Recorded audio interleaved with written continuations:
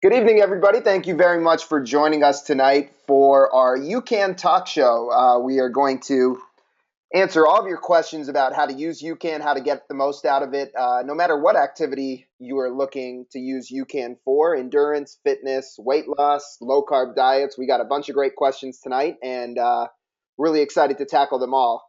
I'm your host, Varun Sriram, as always, and really excited today to welcome a new voice to the talk show. For many of you longtime listeners, you're really going to enjoy hearing from Becca Rick, who is a registered dietitian and is kind enough to hang out with me for the next hour. Becca, how are you doing today? Good, thanks, Lauren. It's really great Thanks to for have having you, me on. Becca. Absolutely, and excited. I know that you just completed your first ultra marathon this past weekend and relied heavily on UCAN. So excited to have you tell the folks about your experience there. But before we get into all of that, Becca, I just kind of want to take a couple minutes just to chat with you about what you're doing here in your practice this summer. Or the last several months, you've been working at Energy Performance in Littleton, Colorado, and doing a whole lot of really interesting testing and a bunch of other things. Tell the folks who are listening kind of what you've been up to and what kind of things you've gotten to do. Sure. So I spend most of my time kind of between doing some nutrition consulting and then also testing services. So with consulting, a lot of our clients are actually remote. So we do a lot of phone and video consulting, and I work with a variety of folks, a lot of endurance athletes, so ultra cyclists, Ironman, triathlon, marathon, ultra running, open water swimming, all sorts of sports, you name it, and then some youth athletes actually, and I really enjoy that. And then I've also just worked with some people who are interested in losing weight or improving some different health markers and just doing some consulting there. And then I do some testing services as well. And so at Energy Performance, we do sweat sodium concentration testing, which helps us determine an individual's hydration needs. And then also metabolic efficiency testing is where we spend a lot of our time. So the metabolic efficiency testing, a lot of probably listeners have heard of this, but it's what we use to see what an individual is using in terms of fuel sources, so carbohydrate and fat at both rest and then at different levels of exercise intensity. And by that, we can manipulate their daily nutrition to improve their fat use. And most of the time, we're using this with athletes who are interested in burning more fat during exercise for a variety of reasons to, reduce GI distress, take less calories on board, and just potentially even just changing their body composition and using more of their body's fat sources. So that's a little, I guess, brief overview of where I spend a lot of my time at Energy. And I think that's great, Becca, because with a lot of what you just talked about, specifically on the metabolic efficiency front, it's very relevant to a lot of the questions that people have asked us today, and a lot of what we're going to be talking about. So that's kind of why I wanted the folks in the audience to get an idea of how involved you are with all this. You're not just going to be speaking on it theoretically. You're actually doing the testing and seeing the data every single day. And before we really get into the meat of things, Becca, one more for you. As a registered dietitian, where did I think it's always great for folks to know who they're hearing from. Where did your passion for nutrition come from? Why did you get into wanting to be a registered dietitian? Okay. I could probably talk about this for the rest of the hour, but that's going to be boring for most people. Um, I really started developing an interest for nutrition in high school as an athlete myself, and kind of noticing the differences between healthy nutrition practices or, when my friends and I would go through two sleeves of Oreos and then go to volleyball practice, not feeling so hot, just seeing the impact of nutrition on a very small level and being really curious about that. And then I ended up going to college starting with a nutrition major, and at the time didn't even realize that I could practice in sport nutrition, and which is crazy now because it's my whole world, but just saw nutrition jobs as being clinical in the hospital, and I knew I wasn't interested in that. So fast forward, ended up getting a degree in business entrepreneurship, working for a major IT company out of college for a couple years, and just was not satisfied with that and kept going back to nutrition as my passion and wanting to figure out a way. So I tried to incorporate like volunteer activities, even at the hospital locally or Girls on the Run clubs, trying to get involved and still tap into my interest in health and wellness and nutrition.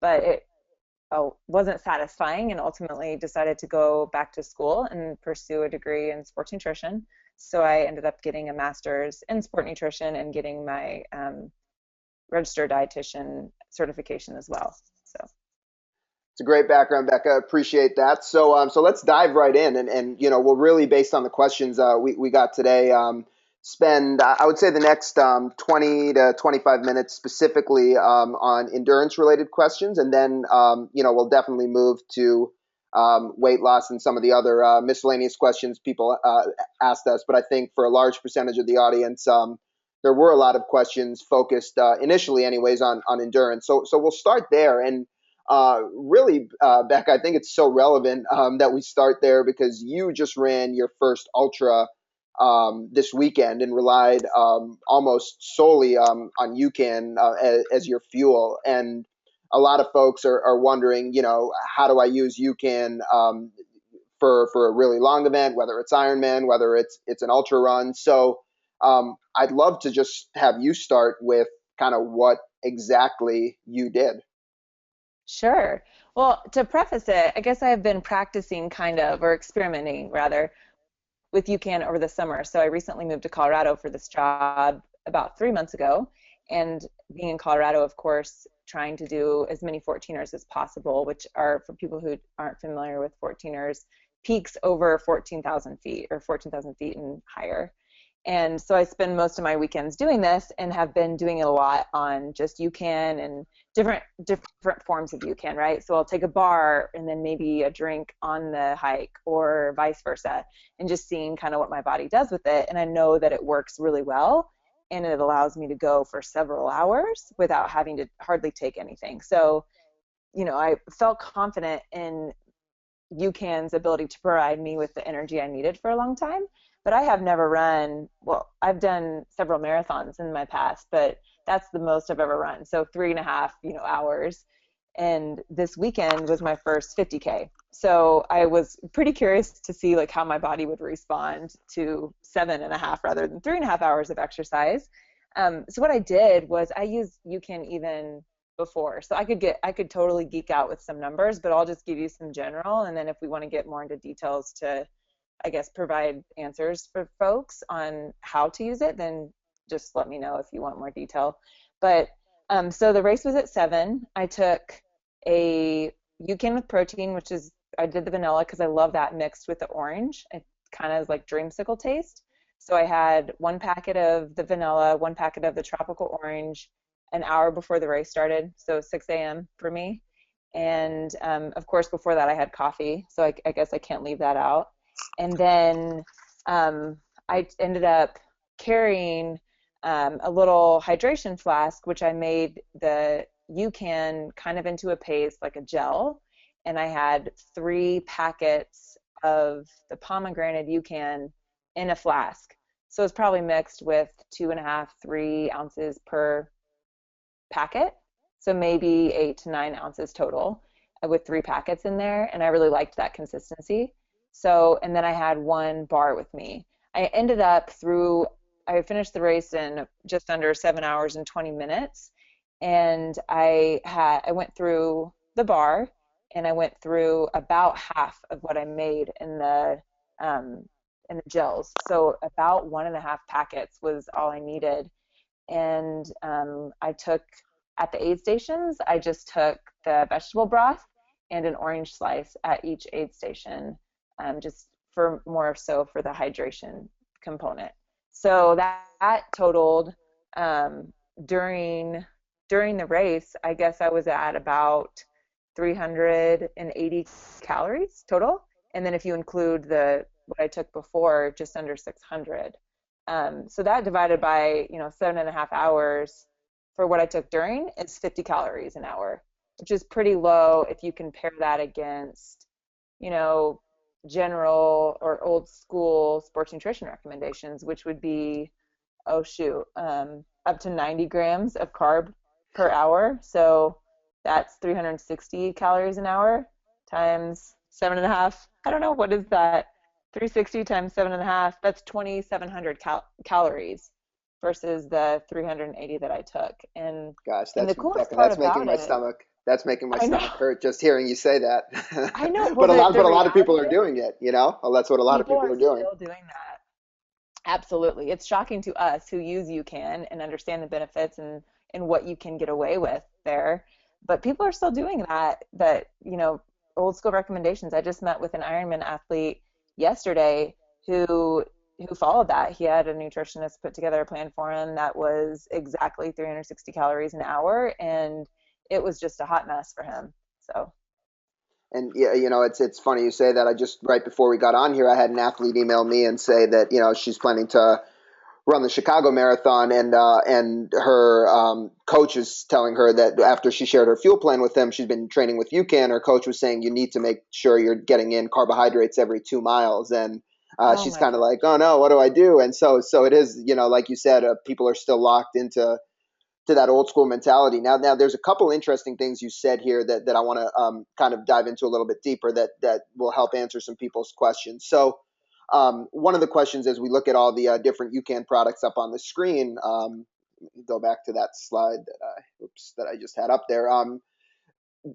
People want to know, how do you differentiate between the UCAN fuel and the UCAN with protein in terms of when to use them. So just to lay it out there for folks, I think most folks on this webinar are familiar with this, but what's unique about the UCAN products is our super starch carbohydrate. It's a slower burning carbohydrate that's going to keep your blood sugar and your energy very steady. Now, you're going to hear Becca time and time again as over the next 40, 45 minutes come back to this idea of keeping your blood sugar stable, because it's really, both at the crux of what UCAN will offer you, and it's so vital to so many um, things that we experience on a daily basis. It'll impact our hunger, it'll impact our energy, our focus. So you're going to hear us dwell on this a lot. But both the UCAN fuel, which is the fruit flavors of UCAN, the 4 fruit flavors, contain the superstarch plus electrolytes. And the UCAN with protein also contains a similar amount of superstarch, similar amount of electrolytes, and added protein. So superstarch is your carbohydrate. Superstarch is the unique ingredient in UCAN that's giving you that even and consistent energy. So with that being said, both the UCAN fuel and the UCAN with protein are going to provide you with that stable blood sugar and that steady energy. How did you decide, Becca? You talked about using the vanilla UCAN with protein mixed with the orange prior, and then having the pomegranate blueberry UCAN, which doesn't have the protein during. How do you differentiate in your mind when you should use which product? That's a great question. So much of this comes down to individual tolerance. So it's really important for folks to practice their nutrition during training and not during, for the first time trying something new during an event. I know that I can tolerate protein before, and protein, a little bit of protein, is as little as 5 grams before training or exercise has been shown to help maximize muscle protein synthesis. So there's benefits, definitely. Most people understand that there's benefits to having protein after. There are also benefits to having protein beforehand. And I find that in my practice, a lot of folks can tolerate small amounts of protein before and some during, and I find that for myself as well. So I think that it comes down to individual tolerance, but typically a little bit beforehand is going to help, and not only with just the tolerance, but it can provide some additional satiety. So having just feeling a little bit more satisfied with what you're taking in, the protein helps with that. Now I took a snack bar during, because same kind of coming back to that same concept of knowing what I can tolerate.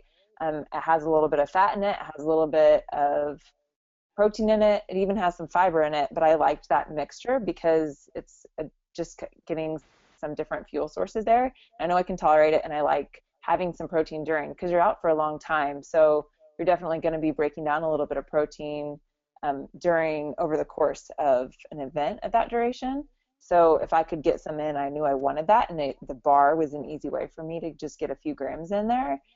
So that was kind of where my thought process was. Now for the fuel with the pomegranate, I knew that that was just an easy, quick thing to get in, and that it was well tolerated. I loved the idea of having just the gels really convenient, just in my little hydration vest right next to me. So that was my thought process. Does that answer your question? That's perfect. Yeah. So I think that's exactly what you said is, that you did talk about some of the aspects of, preventing the muscle breakdown, but really, getting people to view that UCAN with protein, if we're talking about in the context of an endurance event, also thinking about the protein as a form of satiety. So if you're somebody that for a long ultra, for a long triathlon, isn't going to really eat much solid food, or a lot of the bars out there are filled with sugar. So if you're looking for something that's going to continue to keep your blood sugar stable, and you can kind of bundle everything into one using the UCAN with protein or the UCAN snack bar, it's going to give you that steady energy from the super starch and the protein to help with satiety. So that's great. Another one for you, Becca. You talked about this is another question that's coming up commonly. You talked about mixing. I think you said 3.5 scoops of the pomegranate blueberry UCAN in a little gel flask. Did I get that right? Or 3.5 Yeah, I packets? had 3 packets, so Three there's a little packets. bit more carbohydrate in the packets than would be in Sure. one scoop. So 3 packets total for the pomegranate. Pomegranate is one that has just a couple more grams than some of the other flavors. So there's 32 grams of the super starch per packet. So I had 96 grams of that total. And that was mixed in. So my hydration flask was this little 10-ounce bottle. And I want to say I had about maybe 8.5 ounces total. The way that I did that was I put the powders in just to a mixing bowl, and I didn't have access to a whisk. That would have worked great, but I just used a fork, added some water, like ad lib. Yeah, this is a great picture of that. Exactly. Yeah. So this picture is basically what I did using a fork, and almost like you would, if you were to make a pudding packet and add in the milk or whatever it requires to mix it up, just like that. And I just mixed in the amount of water that I thought looked right, and this is what it turned out to be. It was about 8.5 to 9 ounces. So I mixed it in there, and I did all this. I guess it's worth mentioning too the night before, mostly because like I've done the whole 5 a.m. mixing thing before, and I think more of the powder ends up on my kitchen countertop than it does in the mixing bowl or where I need it to be. So I did this the night before, and I want to mention that because it does stay really well in the fridge. So you don't have to worry about it changing consistency. But yeah, I just mixed it in the little bowl, and then you could kind of just scoop it into the hydration flask, and then so definitely don't try to mix it in the flask, I guess is the important key point there. But yeah, this picture shows what you have up the baggie. That works well too. And then you could just squirt it into your mouth if you didn't have access to a bottle. But just mixing the consistency that you like is the key there. And so that ended up being about 2.5. Most people find like 2 to 3 ounces per packet or per scoop is the right consistency. Great, Beck, and so that's I think a couple of things that great things you said that I just want to reiterate based on the questions that we had is number one, I think the beauty that people find in terms of the convenience aspect of UCAN is because the super starch is a very large molecule.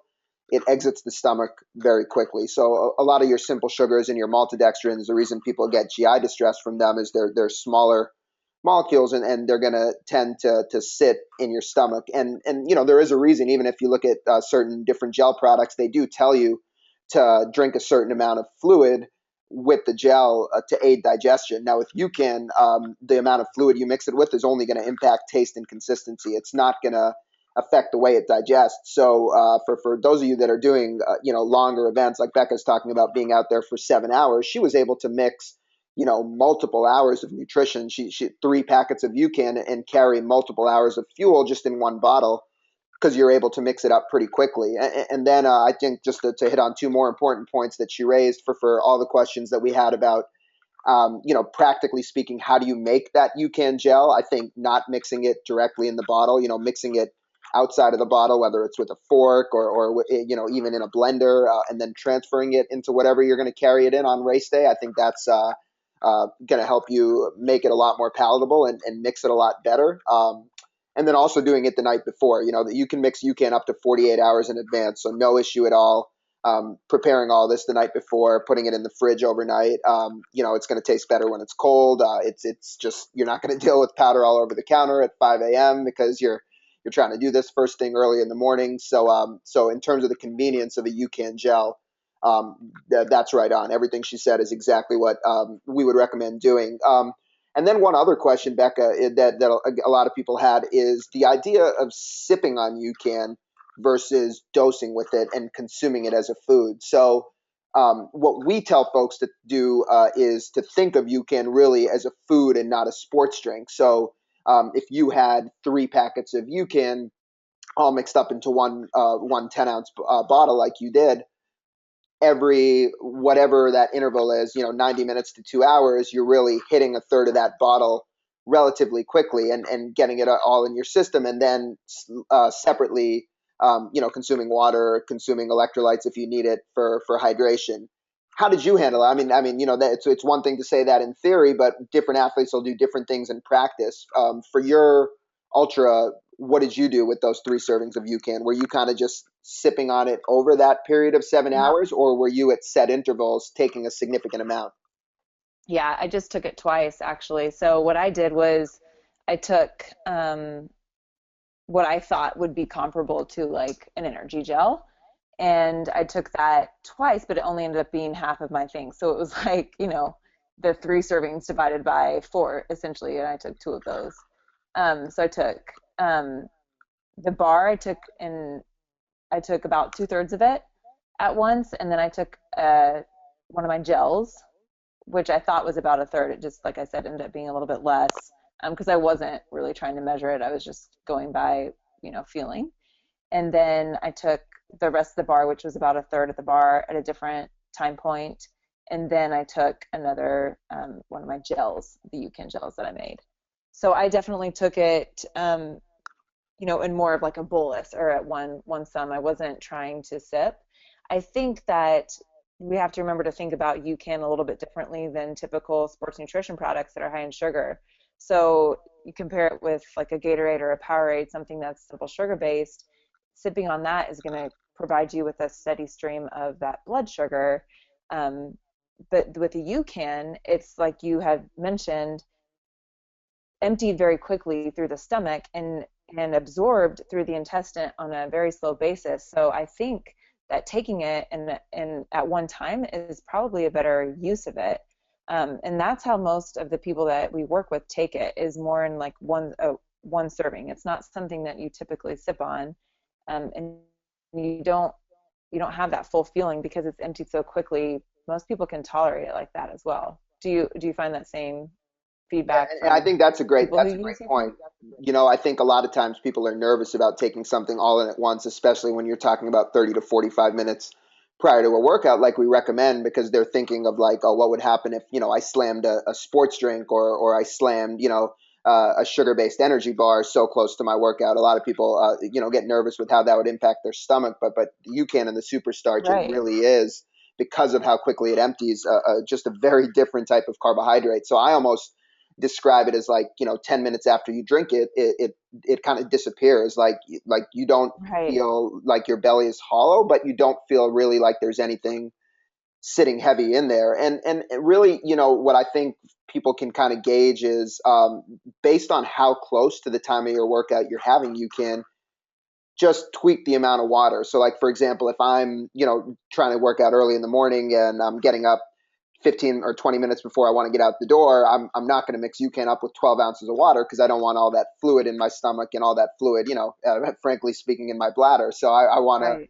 I want to mix it up a little thicker. But if I'm, it's a weekend, or whatever, or I'm working out after work, I might start sipping on my UCAN an hour before I work out, and have it with 12 ounces of water, and finish it, 45 or 30 minutes before I want to go exercise. And that gives, enough time to use the restroom, or just to kind of have that water not sloshing around in your stomach. So you can really tweak the amount of water based on when you want to use it. And to your point, Becca, in terms of you were mentioning with the Gatorades or Powerades, how it might differ in taking UCAN all in at once. This blood sugar graph kind of tells the story. So the blue line that you see is maltodextrin, which is the carbohydrate that we find in a lot of your popular sports nutrition products, your Goos, Cliffs, Hammers. power bars, all of those types of products. And maltodextrin, it's a faster acting carbohydrate. So if you look at the x-axis on this graph, you see that you get that big rise. This is a 25-gram serving of maltodextrin, which is roughly what you'll find in the gel product. You get that big rise, and then 30 to 40 minutes later, your blood sugar drops significantly. And think about it. Why do they ask you to take a gel every 30 to 45 minutes? They're not making it up, right? It's based on your blood sugar. So when your blood sugar drops, you need to raise it back up to maintain your energy. With the super starch, we see when you ingest it all at once, it doesn't all enter your system right away. So it's really kind of trickling in and dripping in slowly. And that's why we do recommend consuming it all at once and then allowing it to release slowly and steadily over time versus sipping on it like a traditional sports drink. And then there's just the reality of UCAN. Like it's a little bit starchy in texture. So it's not something that from a refreshing standpoint, you're going to sip on and say, it's just not that type of product. The UCAN fuel products, the UCAN hydrate is totally different. That is an electrolyte replacement that you would want to sip on that doesn't have the super starch in it. But the UCAN fuel and the UCAN with protein, again, like we've talked about a few different times, it is something that you do want to consume as a food. So let's roll through a couple kind of general endurance related topics that I think apply both to triathletes and marathoners, and then I'll just take a few minutes to talk through kind of general recommendations for using UCAN for triathlon and general recommendations for actually using it for a marathon. A lot of questions, Becca, about do you need to eat breakfast with UCAN? If I am eating breakfast in conjunction with UCAN, what should I eat? What factors should I consider? How do you approach that whole breakfast plus UCAN question? That's a good question, and it comes back to what I mentioned earlier about practicing this during your training. So it's going to be on the individual to figure out a plan that really supports their goals and supports their training efforts. But most of the people that we work with end up using a variety kind of similar to what I did with mixing the protein and the regular UCAN fuel before an event. And it depends on, too, how early you're waking up prior to that event. So if you have, a 7 a.m. race start, but it's going to take quite some time, like the Boston Marathon, for example, where you have to like shuttle in and then you're waiting and you're in this holding zone, you might be up at 4 a.m. and you have a few hours. There's not going to be harm to having a well-balanced breakfast and then having the UCAN an hour before. So I think that's not, a very specific answer, but it just kind of depends on the timing of when you're waking up and when your race starts and what you've been practicing and training. But the UCAN is enough. I can say that. Like if you mix the UCAN protein with a regular or two regular fuels, that's going to get you through a good chunk of your event, depending on what the event is that you're competing in. So having a breakfast beforehand, if you're going to do that, it's just important not to conflict with the purpose of UCAN. So if we have a really high sugar breakfast, that's going to contradict what we're trying to do with UCAN, which is to keep us from having blood sugar spikes, from having insulin spikes, and from being able to tap into fat for energy use. So just make sure that if your part of your strategy is to use UCAN, a high sugar-laden pre-race breakfast is going to contradict that.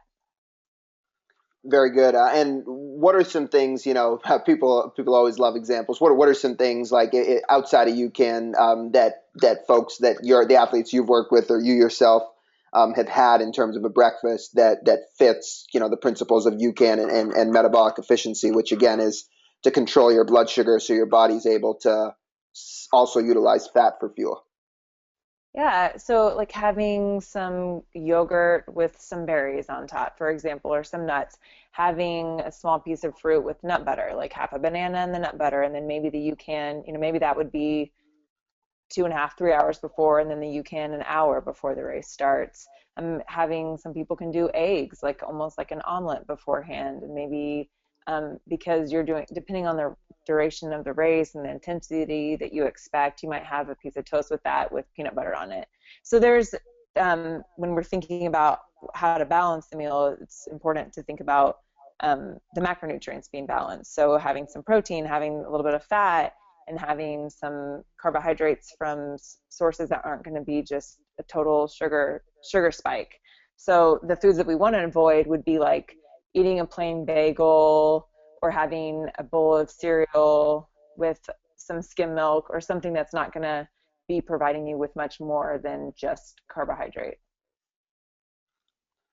Great. That's I think that's very helpful. So what we're telling folks to try to avoid if they can is the bagel with the bagel plus the banana with honey. Right. That's carbs, carbs, and Right. carbs. So but frankly, that's what we see being offered at so many races. Where they're still in that kind of old school mentality of needing a lot of sugars and fast acting carbs for endurance. So like you mentioned, trying to balance it out, adding eggs, adding nut butters to the mix is a great option. And for those of you who asked, I think Becca did talk about this, but utilizing the UCAN with protein either on its own as your breakfast and then following it up closer to the race with one of the UCAN fuels, that's a great option. There's a lot of great smoothies that people make with the UCAN with protein. Unsweetened almond milk, a tablespoon of peanut butter, and UCAN with protein into a smoothie. That's also a great breakfast smoothie that you can have 2-3 hours before the race if you want to have something right when you wake up, or even a UCAN snack bar, and then you could follow it up with a dose of the UCAN fuel closer to the time of the race. So let's take a minute or two to quickly talk through kind of a fuel plan with UCAN for a marathon. And this graphic on the screen might aid it. But if we're talking about a 5K, a 10K, or a half marathon, for most people, UCAN really it's really simplifies things and it makes it easy. Before the race, you could have a packet of either the UCAN fuel, the UCAN with protein, or a UCAN snack bar. For a 5K or a 10K, the majority of people that's really all you're going to need. You have that UCAN before as your pre-workout fuel, and then you just have water during, or if it's really really hot out or you're a heavy sweater, you could certainly have the UCAN hydrate as an electrolyte replacement and sip on that. Now, if we're talking about a half marathon that's over 2 hours, or we're getting into the marathon, for most people at that point, there is going to be a need to refuel with some type of calories and carbohydrate during. So this is where you're going to have to practice it a little bit in your training. But generally speaking, what we find is you have a packet of UCAN before, and then you have another serving of UCAN roughly every 75 to 90 minutes. And again, that's what for different people, depending on how metabolically efficient you are, that is, depending on how good you are at burning fat. Some people find that they need to take in less during the race, and that serving of UCAN is going to last them longer. And for other folks, they find that they may need to dose slightly more frequently. So that 75 to 90-minute range is kind of something that we feel comfortable saying applies to most people. Like Becca was talking about with her ultra, in terms of mixing it and carrying it, you certainly do want to pre-mix it. Don't try to be mixing it during your race or on the course. And you can carry it, in a small gel flask. You can carry it in a regular water bottle. It's really whatever's convenient. If you're somebody that wears a fuel belt, then carry it in a fuel belt. So people carry it like I showed on the screen before in little Ziploc baggies. If they don't want to have a flask, they just want to have something that they can kind of discard after they consume the UCAN. So, right now, because we don't have a gel product of our own, people are finding different ways to carry UCAN on course. Now, another thing you might consider if you're somebody that's just like, I really don't want to carry this with me, we have a lot of folks that are actually taking 2 servings of UCAN, loading up with 2 packets or 3 scoops prior to their race, and finding that this gives them 2.5 to 3 hours of that stable blood sugar and steady energy. So if you're somewhere in that range of a 3-hour marathon or lower, I know a lot of folks that have had 2 packets of UCAN before and just had water on the course. Even if you're a 4 to 5 hour marathoner, having 2 servings of UCAN before, if that buys you 2.5 and 3 hours of steady energy, then you really just need to focus about refueling with UCAN one time on course. And for a lot of folks, that's appealing. If you are going to just take the 1 serving of UCAN before, and you are, again, a 4 to 5 hour marathoner, generally what we're seeing is UCAN before, UCAN around mile 10, UCAN around mile 17. And again, that's really going to, for that pace, it's going to work out to about every 75 to 90 minutes. We talked about this a little bit earlier, sipping versus consuming it all at once. You don't need to chug it, but trying to have it over the span of a mile.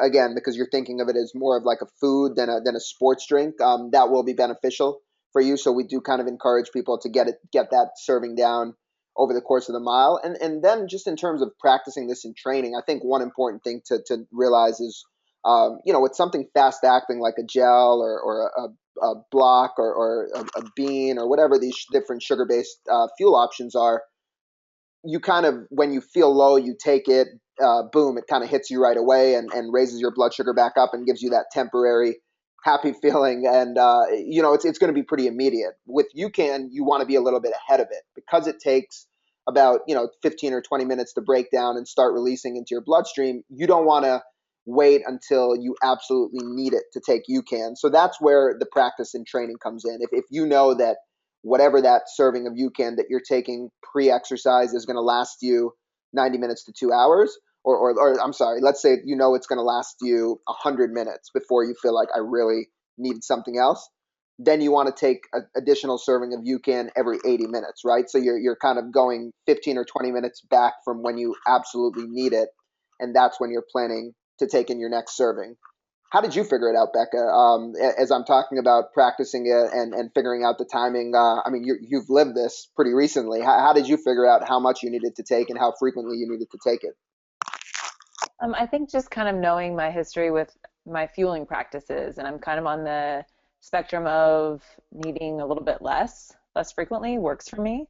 And so with you can extending that time that I can get away with not taking anything even further, um, I was pretty much just trying to stay on top of it. So for the first couple times that I took fuel, I was like, okay, the first time I took was an hour and 40 minutes in, and I just was like, I don't want to bonk later, right? So I'm going to take something. And then it was kind of just paying attention to my watch and taking something every hour and a half to 2 hours just to stay on top of it. So I bet you I could have gotten away with a little bit less if I wanted to, but that was more just knowing the recommendations and how I've used it in the past. Um, on some of the longer hikes that I've done, I'm climbing a few thousand, maybe a several thousand elevation gain over the course of several hours, and I can last on, if I do a couple of UCANs before, whether that's a protein mix with a fuel or a couple of fuels, I can pretty much, that'll carry me for a few hours, and then I'll take maybe a snack bar to get me the rest of it. So I know that it does last for quite some time, and it depends on your level of intensity too. So I think if you're trying to maintain that all-out effort, then you want to stay on top of it and really try to stick more with that, you know, 75, 90-minute time frame, and then practice that. And if you realize that you need more, then try taking it every hour, or if you need less, go more with the 90-minute time frame. But it really does still go back to practicing your plan before the actual race. For triathlon, let's as we move to another similar type of chart, this one pertaining to triathlon, it's really um, essentially the same thing. So we're talking about you can pre-race, you can double up on the serving if you want, and the same thing we talked about for marathons and running will apply. And then again, it's every 75 to 90 minutes or 60 to 90 minutes as it says on the chart here, and as Becca talked about.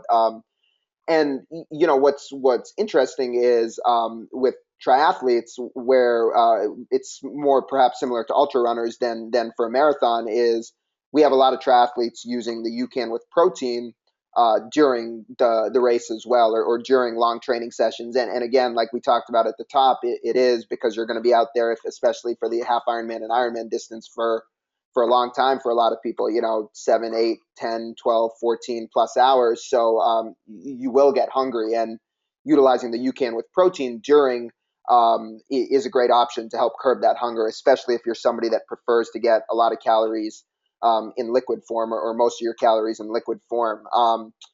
And a lot of people, that what they will do is, they will alternate. So every other dose might be a UCAN with protein, and then, or what Becca did, they might combine the orange and the vanilla cream together in their bottle, and so they're getting a little bit less protein, but they are still taking in protein with every dose. And then from a convenience standpoint, two things that I do recommend for triathletes based on feedback we've heard.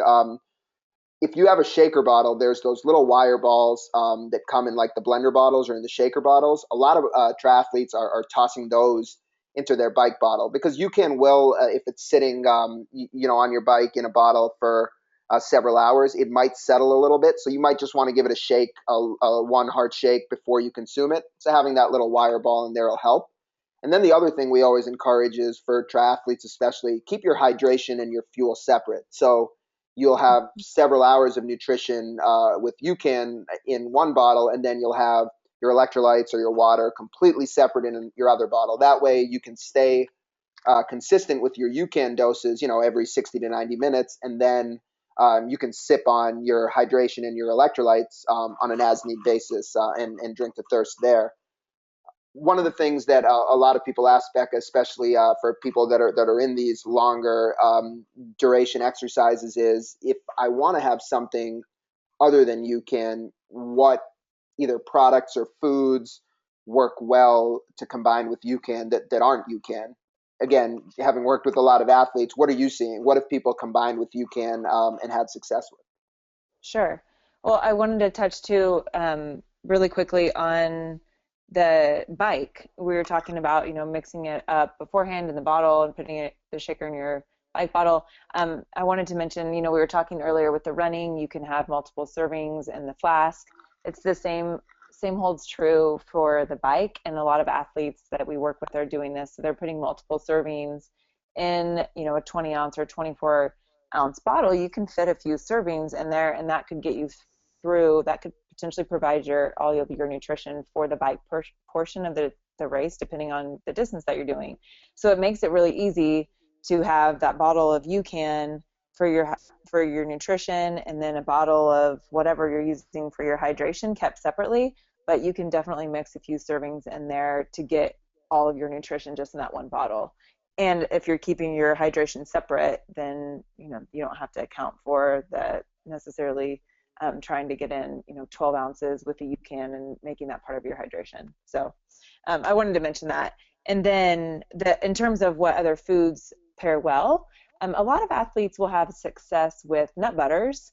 So that's a pretty popular one, like having, and they sell, I know Justin's makes them. I'm sure there's other brands that have little individual packets of nut butters, and a lot of athletes like that, and it kind of gives them that satisfaction from actually eating something and taking in some food, and then the taste is good. It goes along with our philosophy of staying metabolically efficient, and it allows you to stay in that kind of fat burning capacity for your body, but then also not interfering with the use of UCAN. And so nut butters work really well because they're not high in sugars. So I think that's one of the most popular ones for racing, just because people are able to carry that pretty easily. A trail mix may work, just depending on the makeup of that trail mix. So if you have some nuts in there and a few pieces of dried fruit or chocolate or something, if it's not going to be hot conditions and melt, that would be another option too. It just depends on what the convenience of carrying something. Lot of great strategies then, and different options. So I think for folks, it's just kind of, with everything you laid out, figuring out what works for them, both on their stomach, from a taste standpoint, and also in the climate. So we spent a Right. lot of time on endurance as, kind of a reflection of the questions that we received coming into this session. But with some of the time remaining, I don't want to forget about some of the other questions that were asked, and I want to kind of switch gears a little bit to talk about the application of UCAN for weight management as a tool to improve body composition. And Becca, as you know, this is very much today, as the endurance sports are really just kind of booming.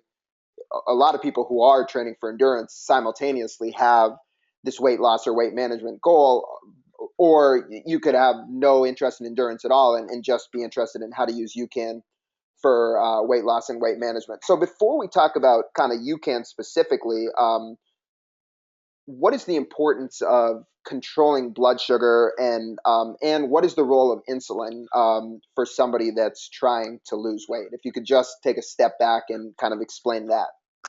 Sure. I think it's important to recognize that uncontrolled blood sugars are kind of I guess, the foundation of a myriad of chronic disease states, most notably being type 2 diabetes. So, uncontrolled blood sugars are when we have that, and kind of goes with your chart earlier, just showing that maltodextrin versus superstarch. Typically, if you have something very high in carbohydrate and potentially an excess amount of carbohydrate that is not well paired with other macronutrients being protein and fat, your blood sugar is going to spike. And that subsequently releases, oh yeah, you have a great chart up here. It releases insulin, which is a storage hormone. And we need this hormone, but it is also, we don't want excess amounts of it for a variety of reasons. You can become insulin resistant, which also feeds into developing metabolic syndrome and prediabetes and other diseases. But insulin also turns off, as it is a storage hormone, it turns off your body's ability to oxidize fat.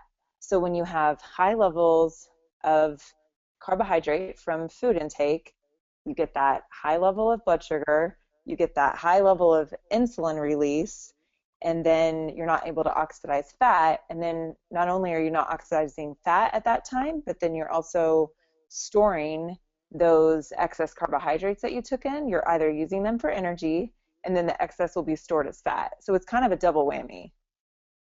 Did So that answer your question directly? I kind of went off there. absolutely.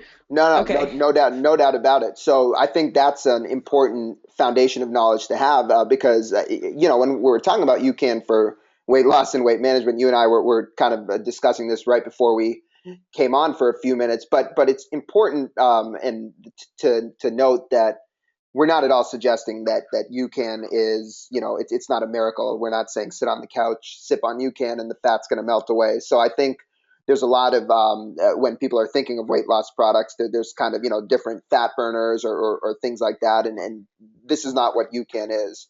But what UCAN is a tool to control blood sugar, and it's a very different type of carbohydrate. So some of the things that Becca talked about just now on the role of carbohydrates on blood sugar and insulin, she's definitely referencing more fast acting or what some may know as high glycemic carbohydrates, and a lot of your processed carbs and your sugars. And a lot of times when people are thinking they need to lose weight, they're thinking they need to cut their carbs. But if you don't manage your blood sugar, again, for some of the reasons Becca just identified, if you don't control and manage your blood sugar, oftentimes it can be difficult to lose weight or even to stick to your weight loss plan. So for somebody that's trying to lose weight, Becca, practically speaking, what would out of control blood sugar, what are some of the things that it could result in that would kind of be in that non-compliant category for a weight loss plan? Wait, what are you, sorry, can you rephrase your Yeah, question no, or ask it I'll again? word that question better. So if you're trying to lose weight and your blood sugar is haywire, what Mhm. types of things might you be prone to do that would be detrimental to weight loss? Well, one of the things is continue to eat, right? So when we have a spike in blood sugar, that's followed by a drop in sugar because that insulin is, coming out and taking that. So your body is always trying to stay in homeostasis, and it's very tightly regulated the amount of blood sugar that you have at any given moment. So when you have a um, large amount of carbohydrate that you take in, and then you're going to have a high amount of insulin released. It's going to be, like I said, used as energy, is stored very quickly, and then your blood sugar is going to drop. And to get that same, the sugar crash that you have up here is what's going to happen. So in order to maintain that same level of energy, you're going to be prone to eat again. And so this is just this endless cycle because that's feeding into weight gain, right? If we're just continuing to feed because the food that we're taking in isn't providing us with sustained energy. So that's the big caveat with taking in high carbohydrate foods is that they just do not last for long. So we can control our blood sugars through eating a variety of foods, the pairing of macronutrients. So it's not that carbohydrates are the devil, it's just that we want to pair them with other foods, proteins and fats, so that you're not getting that blood sugar response in your body. So let's just spend a couple more minutes on this and talk about it in two different ways. So the first way I want to talk about this is if you were, as a dietitian, for somebody that's trying to lose weight, recommending UCAN at certain times during the day. Let's just say outside of any training, outside of workout, you're just talking about different non-workout ways to implement UCAN in your diet during the day to aid in weight loss and maintaining your weight. What are some ways you would suggest folks use the product? Sure. So I think going back to your what you said earlier, which I loved, was UCAN is not a weight loss drink, right? It's not this magic weight loss drink. So if we wouldn't want to encourage someone to start drinking UCAN and expect for them to lose weight, what UCAN can do to aid weight loss as a tool, like you mentioned, is replacing a different food that you're already eating in your day.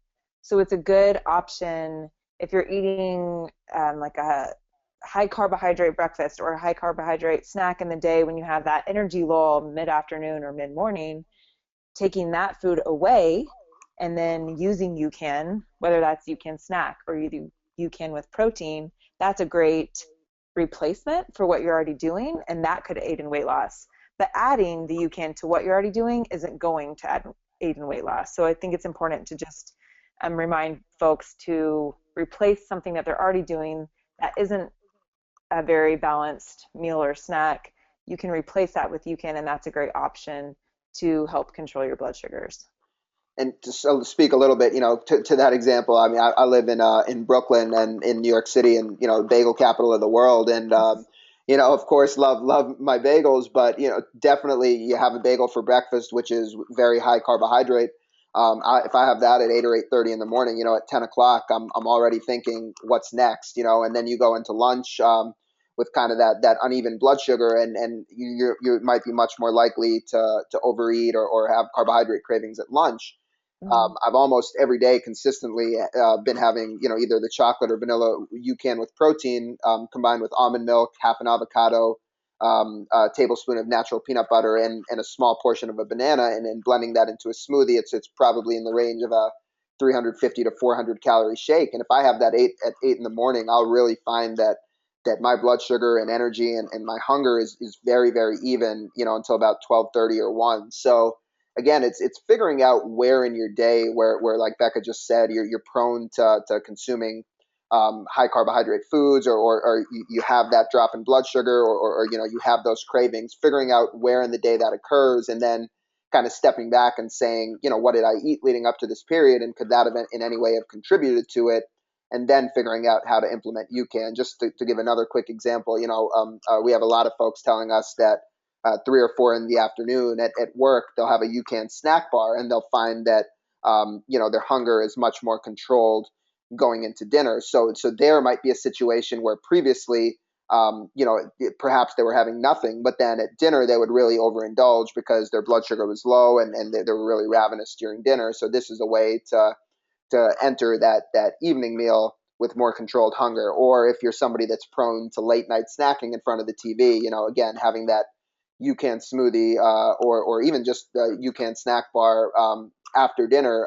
Again, if you know that you're likely to sit in front of the TV and have 400, 500 calories of potato chips after dinner, then replacing that with the UCAN snack bar, again, you'll find that everything's just going to be like Becca put it, you're going to be in more in a steady mode, a homeostasis, and that's really what your body wants. The other way to look at it, Becca, is for folks that are training, and I know you guys see this a lot at Energy, but when I entered this whole world of endurance, it was amazing to me how many folks were training for these long and grueling events, and Mm-hmm. finding that not only were they not able to lose weight, but in a lot of cases they were actually gaining weight. So Right. why is that a case? Why do we see that a lot of endurance athletes are struggling to take the pounds off? Oh man, this could be from a variety of factors. If you're thinking about just training nutrition, then if we follow our, you know, old sports nutrition recommendations of up to 360 calories an hour, um, that's going to promote potentially weight gain just because you're not, it's going to be hard for you to use that endurance activity to aid in weight loss when you're overfeeding. Also, when you're following those high carbohydrate recommendations, you kind of do have to replace carbohydrate. So when you feed high carbohydrate before training, you can really quickly run out of carbohydrate as a fuel source. So in order to stay energized through your training, you're going to have to take in a high amount of exogenous carbohydrate in order to maintain energy. So it's hard for people that get caught up in all of that high carbohydrate feeding to really be able to lose weight. And like kind of going back to what we're talking about with the blood sugars, if you're training for something and you're following a high carbohydrate diet and you're using carbohydrate foods as snacks during the day, but you're not pairing those with proteins and fats to help satisfy you for a longer period of time, you're probably going to eat more frequently. You're going to be having some sugar cravings.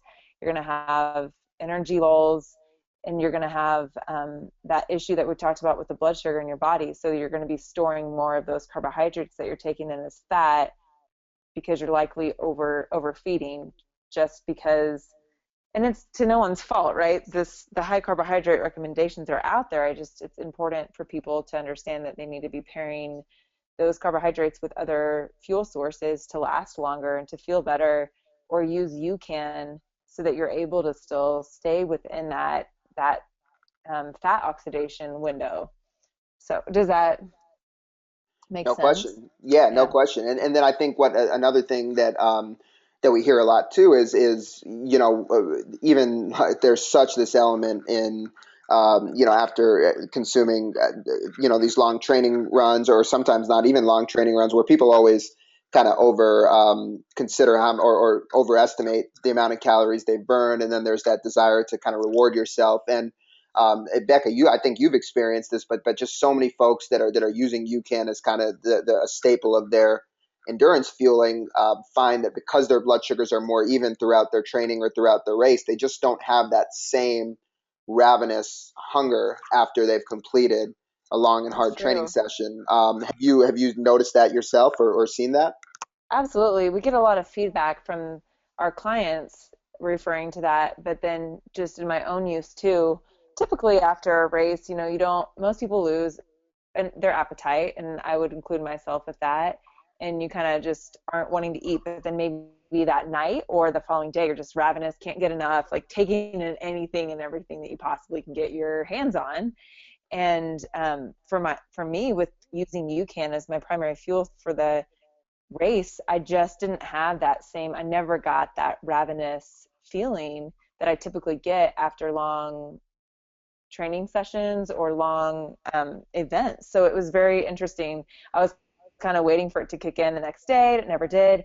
And I have to attribute some of that to UCAN because that's really the only thing that changed was my race nutrition. So, and even the same thing when I go out for longer, hiking type of activities, you just don't get that wild craving. And it's got to have some kind of correlation with having steadier blood sugar throughout that race or throughout that training.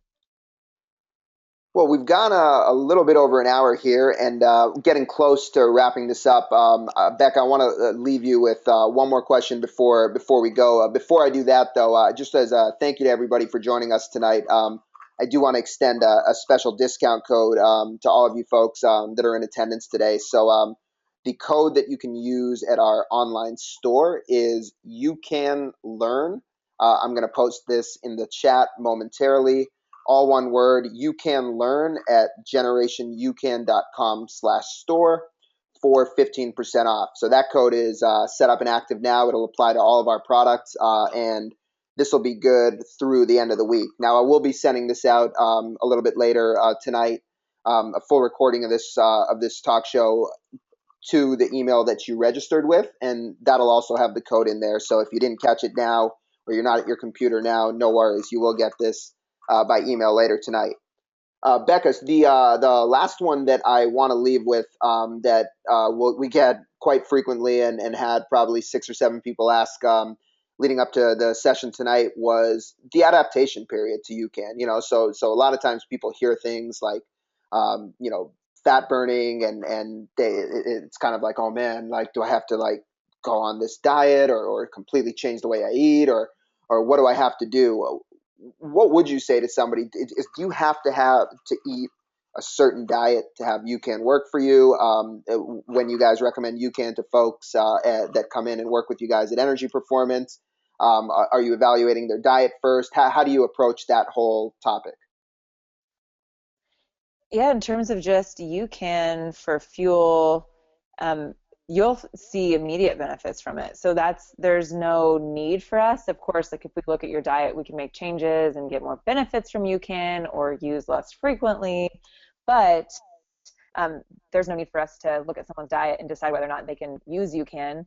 And correct me if I'm wrong, but I believe the study that you posted earlier with the maltodextrin versus UCAN, that was not done on a group of people that followed some kind of fat adapted diet or anything special. So there's benefit to just the regular athlete that's following even a high carbohydrate diet. You can still see benefit from using UCAN for your fuel and still follow the recommendations for UCAN, which are much less frequently feedings during a race. You could still um, benefit from that. So that's been my experience with the people that we've worked with, and that's what I've seen from users. But you might have a different opinion, but I don't think that there's an adaptation period to UCAN at all. Yeah, I would tend to agree with you. And what we do see is, like, when people think of adaptation, I guess they think like, do I need to use this 5 or 6 times for it to work, or for me to feel something? So it's like you said, Becca, there's you can benefit from keeping your blood sugar stable no matter what type of diet you're on. And now the only variance is going to be that if you're more of a carbohydrate burner or a sugar burner, you may need to dose with UCAN, more frequently. So that's where Becca earlier said, for some folks, they might want to take a serving every hour, but you're still not matching calorie for calorie with like UCAN versus sugar-based fuel. I don't know of very few people, if any, that are taking 300 calories of UCAN per hour like they might do with a maltodextrin-based product. So your Right. diet The one will impact. Oh, sorry. Go ahead. What were you gonna say? Oh, no, I was just going to say the one thing that, goes back to practicing your fueling strategy for your race during your training. So that's the only, I guess, adaptation would be practice you can, show yourself that you can use this and trust that you don't need to match calorie for calorie or carbohydrate for carbohydrate as you would normally whatever you were taking beforehand. I think it's helpful to practice just so that person can have confidence in their strategy leading up to a race.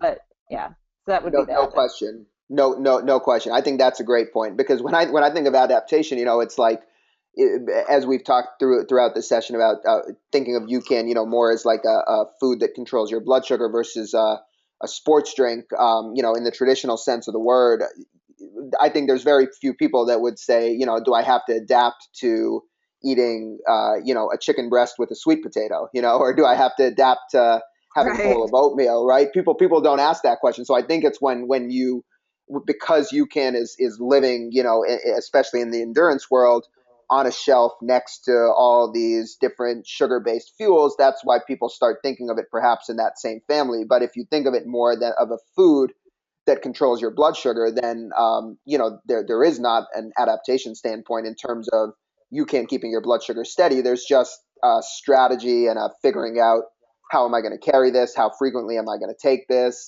There's that type of more like practicing your fueling strategy than an actual adaptation. With that, Becca, it was really fun to have you on. Really a great source of insight. I think Donna just sent a message saying, I learned something new on every webinar, and I hope other people felt the same way as well. Thanks for the feedback, Don. And Becca, I know that's in large part due to you being on here. So really appreciate your time. Look forward to having you on again. And before we Absolutely. sign off, I will give you the last word. Is there anything that we didn't talk about that you wanted to say, or anything that you might want to add before we get out of here tonight? I don't think so. I think we have more opportunities to chat and definitely in future webinars, and we can talk more about the Hydrate product and things of that nature. That would be a good topic, I Fantastic. think, for another time. Definitely. I know that we're due to have one where we can talk a little bit more about that. I think we are due to have another session, maybe perhaps specifically pertaining to the use of UCAN for folks on a lower carbohydrate or a ketogenic diet. That's Yes. something that we did have some questions on today, but the overwhelming amount of questions were kind of about the subject matter we covered today. So stay tuned for all of that. Really excited to have Rebecca Rick join us today for Varn Shriram. I want to thank everybody again for joining us tonight. Look out for that email later tonight and take advantage of the discount code at our online store. That is You Can Learn. Thank you, everybody, so much for giving us your time tonight. Really appreciate it. And we will talk to you down the road. Thanks, Becca. Thank you.